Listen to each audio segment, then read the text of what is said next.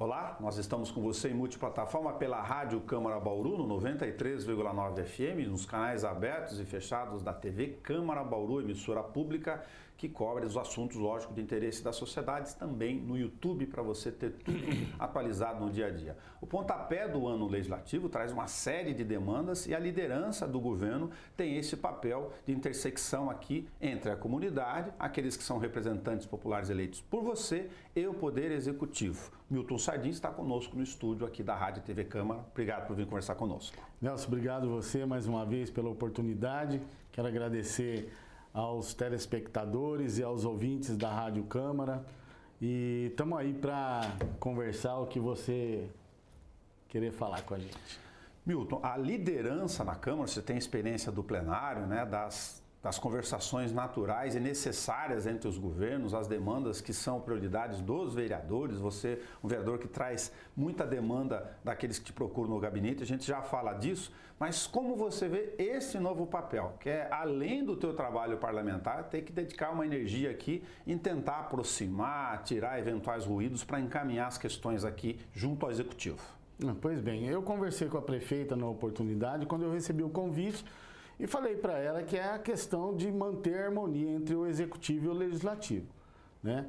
Lógico que existe toda a prerrogativa de vereador, quando usa a tribuna, esboçar ali o que realmente não está andando corretamente pelo poder público e a gente, na medida do possível, Nelson, tentar intermediar essa situação para que realmente o problema seja resolvido ou basicamente encaminhado com mais efetividade para resolver o problema da frente da casa do morador, às vezes numa situação de limpeza de uma praça, alguma coisa, um defeito em brinquedo, alguma coisa desse tipo.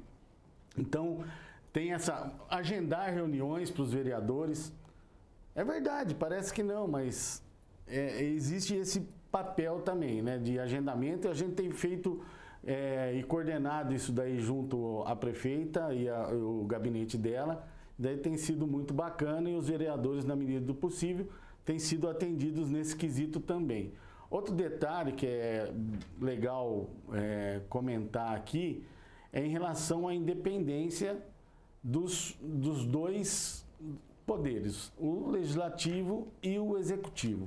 O que eu vejo, na verdade, é que não pode ficar, por exemplo, a partir do momento que passa pelas comissões, projetos parados que travam o dia a dia da cidade, né? Então, na medida do possível, a gente tem se disponibilizado aos gabinetes, isso daí foi muito importante, o Júnior já fazia um trabalho bacana em relação a isso, e a gente está dando continuidade na questão de se disponibilizar aos gabinetes. Outro detalhe importante é conversar com os vereadores sobre os projetos que entrarão em pauta na sessão posterior. Então a gente pergunta para todo mundo se tem alguma objeção a qualquer tipo de projeto que vai para votação. Então a gente tem feito esse meio de campo e a princípio tem dado um resultado bacana. Essa questão das demandas em relação aos secretários, né, de fazer esse arredondamento desse meio caminho, tira uma série de ruídos eventuais que às vezes o vereador nem chegou a ter conhecimento. Às vezes pode até ter conhecimento, mas às vezes vem de uma terceira via, às vezes passa por um assessor, e o vereador fica sem esse conhecimento. Então a gente está tentando fazer esse meio de campo aí para tentar melhorar o dia a dia entre executivo e legislativo, agendar as reuniões para os vereadores, tentar minimizar os problemas que são as demandas que todos nós recebemos. Eu também tenho minhas demandas, né?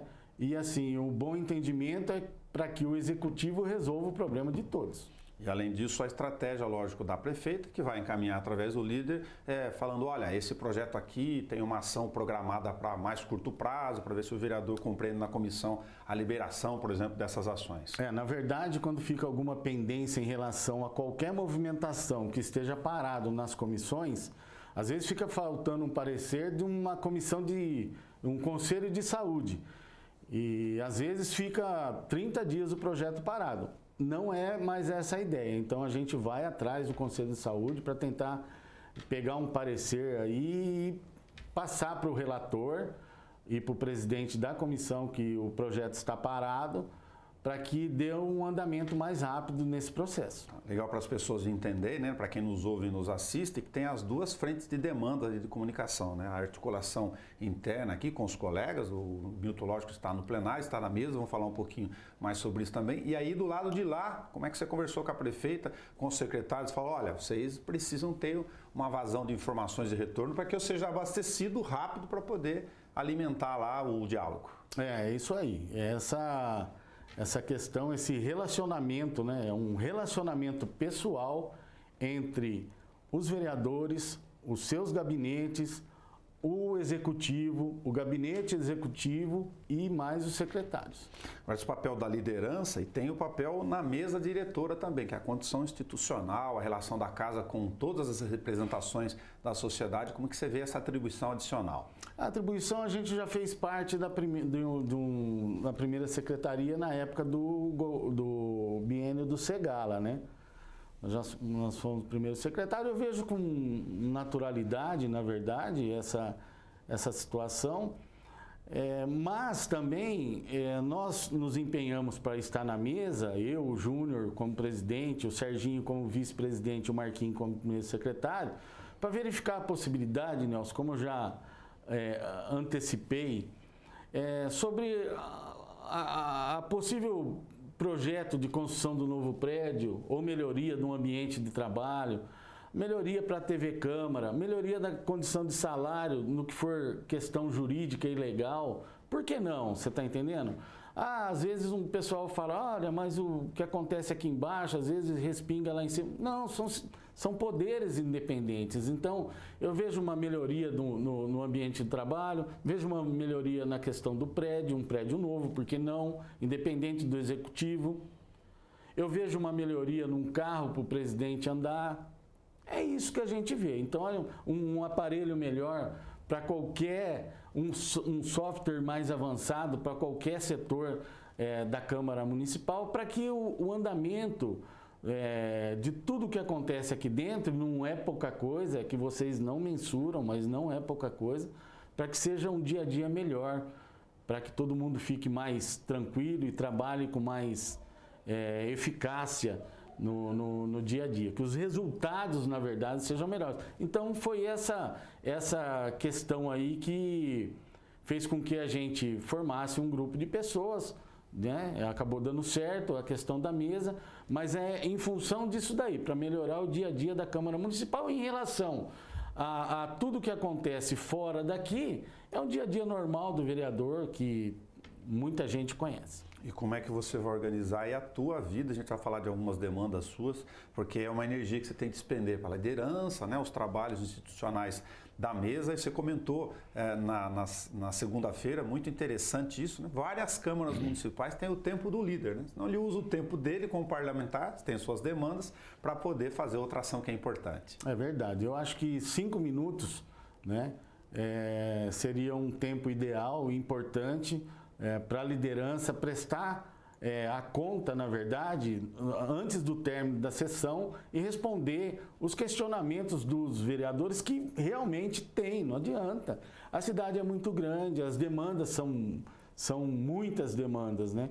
Então, às vezes o vereador, ele faz uma cobrança no seu uso dos 10 minutos, né? E o secretário, o gabinete, a prefeita mesmo, está ali para tentar nos responder, né? Então, na medida do possível, a gente vai fazendo uma situação paralela e eu usaria meu tempo normal, né, para prestar minha conta como vereador, né? Sim. Prestar conta na tribuna como vereador. E os 5 minutos seria para prestar conta com outros vereadores que no uso da palavra sugere alguma coisa ou cobra alguma coisa. Tempo de liderança natural que existem nas casas legislativas. Você tem uma demanda relacionada a questões urbanas, trânsito, via, sinalização, semáforo, que formam um conjunto de ações que já dá um tempo e um trabalho natural parlamentar bastante gigantesco. Como é que você está encaminhando isso? Com frequência, né? Na verdade, né, eu sempre costumo dizer, né? O pessoal às vezes comenta da tapa-buraco, limpeza e tal. Eu não tenho nenhuma indicação de tapa-buraco feita pelo meu gabinete. Nós recebemos a informação via as redes sociais, WhatsApp, alguma coisa, e já encaminhamos, né, diretamente para o setor. E às vezes resolve, às vezes demora um pouquinho por causa dessa chuvarada e tal, enfim. O restante é mais assim, questão de infraestrutura mesmo, né? Essa questão de recapeamento, você como jornalista, você pode verificar lá.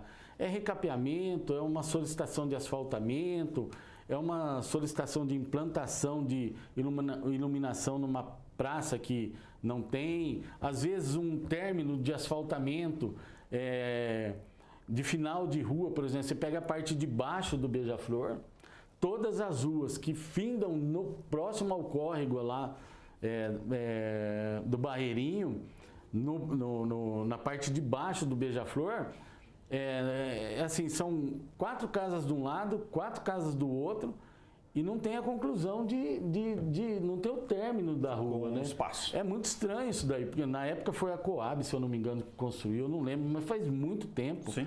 Então, assim, é um negócio que você fala assim, gente, como que pode um negócio? Será que ninguém vê isso daqui?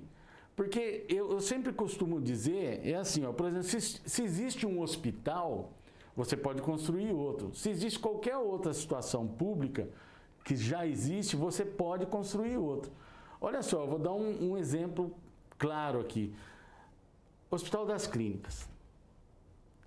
Todo mundo na época ia abraçar o hospital. Sim. Então, fizeram o maior pampeiro.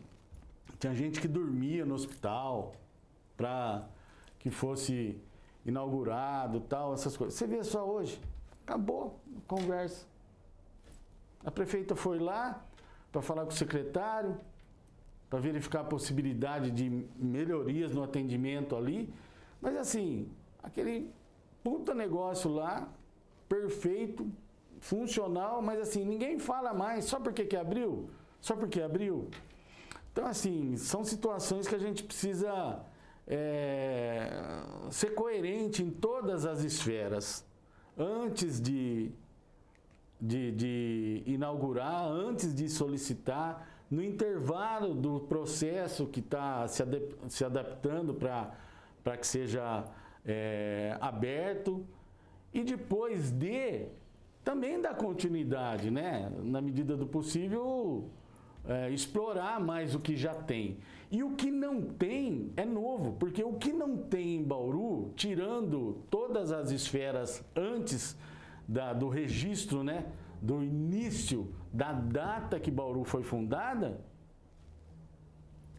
faz 126 anos. Então, a lógica é essa. Eu não sei se você vai entrar na conversa de trânsito, mas eu já posso adiantar alguma coisa aqui. Por favor. O cruzamento da 15 de novembro com a Araújo Leite faz 126 anos que não tem um semáforo ali, no bom sentido da coisa. Não sei quando a rua foi construída ali. Então, assim, ó, tudo que não tem faz 126 anos. E o detalhe mais importante é aí que se mostra a diferença em relação ao que não tem há 126 anos e o que está sendo implantado agora. Eu vejo por aí, não vejo outra coisa. Entendi. Você citou a questão das relações como do Hospital das Clínicas. É importante, talvez, então, destacar também que tem um ambiente e um ambiente político favorável. É sempre interessante para a cidade, né? Com a proximidade, o maior conceito de conversa já logo de início de 2023 com o governo do estado, o governador Tarcísio Freitas. Muito bem, é isso daí. Hoje, na verdade,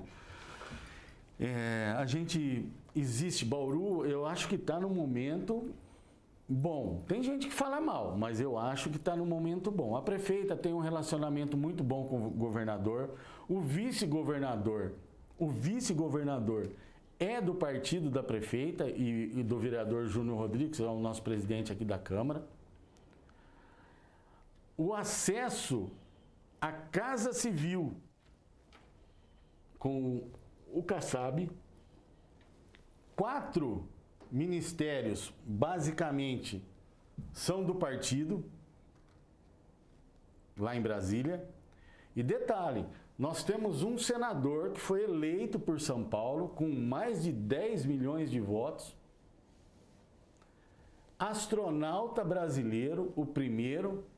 Então, olha só, tem muitas cidades de grande porte hoje, do porte de Bauru. Ah, não tem deputado. Não, tudo bem, mas assim, nós temos jeito.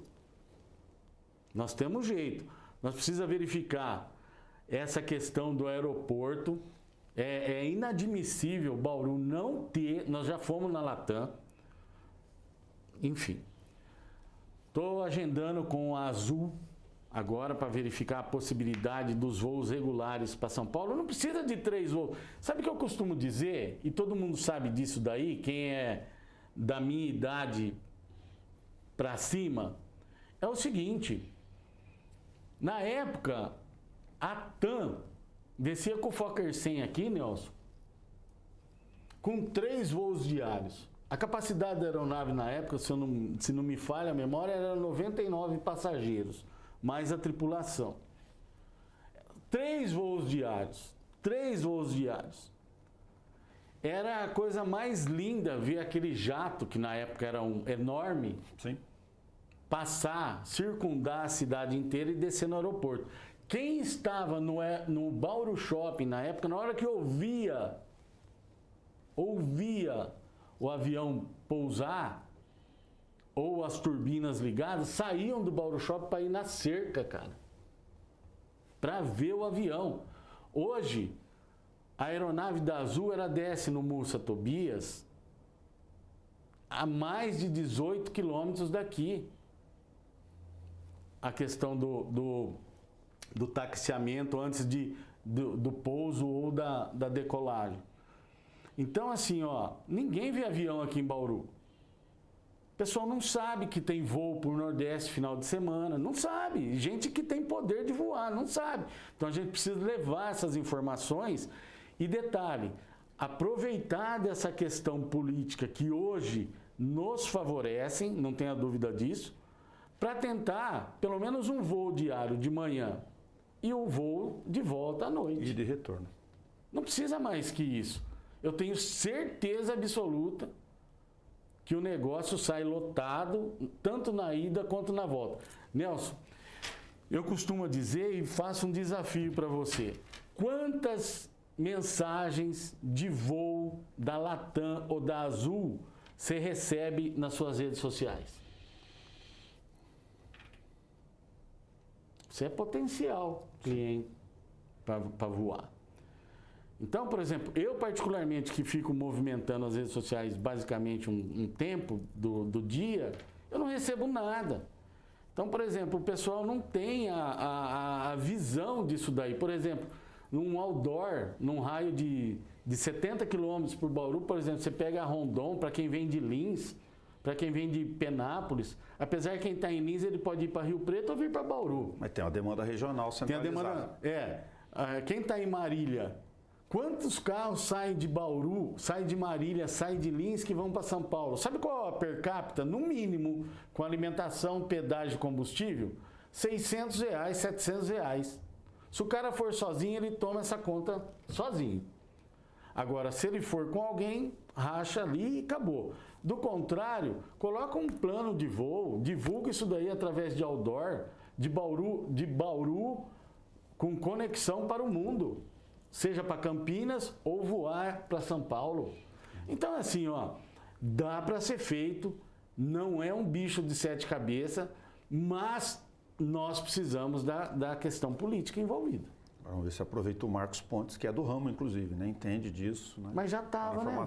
Já estava, ele era chefe de Estado. Era ministro. Era ministro, né? Então, será que não via isso daí? Não sabe do que acontece aqui. Mas eu acho que vai ser melhor agora. Vamos orar. Legal. Milton, a gente vai sempre atualizando ao longo do tempo aqui com vocês pela Rádio e TV Câmara, fazendo a nossa missão pública de atualizar os temas importantíssimos que terão no primeiro semestre. Então, nos acompanhe sempre aqui no nosso bate-papo. Muito obrigado mais uma vez. E eu só tenho a agradecer a TV Câmara, a Rádio Câmara, que abre esse espaço para a gente, né, para prestar conta com vocês. Então eu só tenho a agradecer mesmo e a gente sempre está à disposição. Muito obrigado a você que nos acompanhou. Se você pegou esse programa no meio do caminho ou faltou um pedaço, quer esclarecer, vai lá na página da TV Câmara no YouTube. Está tudo na íntegra, documento público da apresentação dos parlamentares, comissões, audiências públicas e as sessões também legislativas. Até o nosso próximo encontro.